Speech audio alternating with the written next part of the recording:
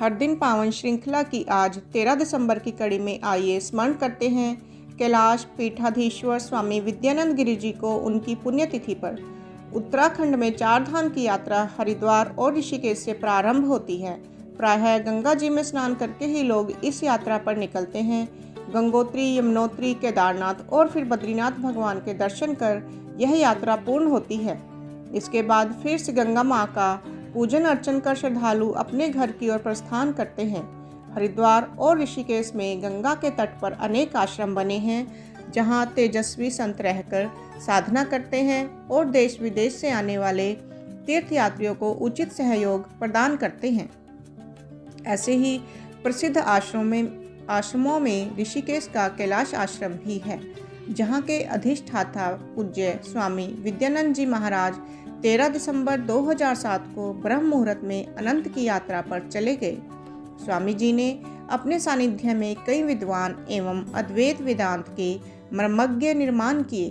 देश और विदेश में प्रवास करते हुए उन्होंने अपने प्रवचनों के माध्यम से प्रस्थानत्रयी, गीता, ब्रह्मसूत्र और एवं उपनिषद को जन जन तक पहुंचाया।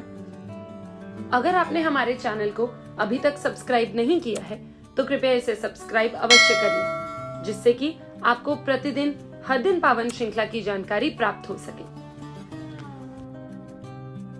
स्वामी जी का जन्म बिहार राज्य के जिला पटना के ग्राम गाजीपुर में सन 1921 में हुआ था। इनके बचपन का नाम चंदन शर्मा था। स्वामी जी के समृद्ध एवं पावन परिवार की दूर दूर तक बहुत ख्याति थी। ये अपने माता पिता की एकमात्र संतान थे।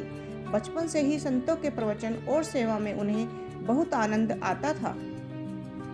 संस्कृत के प्रति रुचि होने के कारण इन्होंने स्वामी विज्ञानंद और स्वामी नित्यानंद गिरि जी के सानिध्य में गीता, ब्रह्मसूत्र एवं उपनिषदों का गहन अध्ययन किया। इसके बाद इन्होंने अवधूत श्री ब्रह्मानंद जी के पास रहकर पाणिनि की अष्टाध्यायी और इसके महाभाष्यों का अध्ययन किया।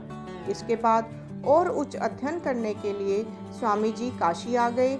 यहाँ दक्षिणामूर्ति मठ में रहकर इन्होंने आचार्य, वेदांत और सर्वदर्शनाचार्य तक की सभी परीक्षाएं प्रथम श्रेणी में उत्तीर्ण की। इसके बाद इन्होंने बिना किसी वेतन के वहीं अध्यापन किया। इनकी योग्यता और प्रबंध कौशल देखकर मठ के महामंडलेश्वर स्वामी नृसिंह गिरि जी ने इन्हें अपने दिल्ली स्थित विश्वनाथ संस्कृत महाविद्यालय का प्राचार्य बनाकर भेज दिया। इससे इनकी ख्याति सब ओर फैल गई। 1968 में इन्होंने आचार्य महेशानंद गिरि जी से संन्यास की दीक्षा ली।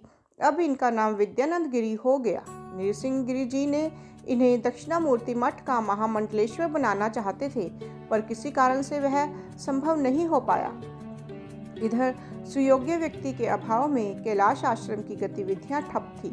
ऐसे में उसके पीठाचार्य स्वामी चैतन्य गिरि जी की दृष्टि विद्यानंद जी पर गई। उनका आदेश पाकर स्वामी जी कैलाश आश्रम आ गए और 20 जुलाई 1969 को वैदिक रीति से उनका विधिवत अभिषेक कर दिया गया। इसके बाद स्वामी जी ने लगातार 39 वर्ष तक आश्रम की गतिविधियों का कुशलता से संचालन किया।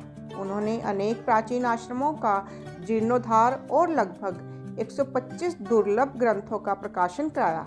धर्म एवं राष्ट्र जागरण के लिए किए जाने वाले किसी भी प्रयास को सदा उनका आशीर्वाद एवं सहयोग रहता था।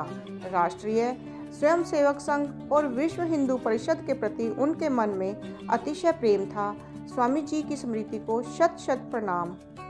कमेंट सेक्शन में जाकर आप अपने कीमती सुझाव अवश्य दें, जिससे हम इस कार्य को और अच्छे तरीके से कर सकें। भारत माता की जय।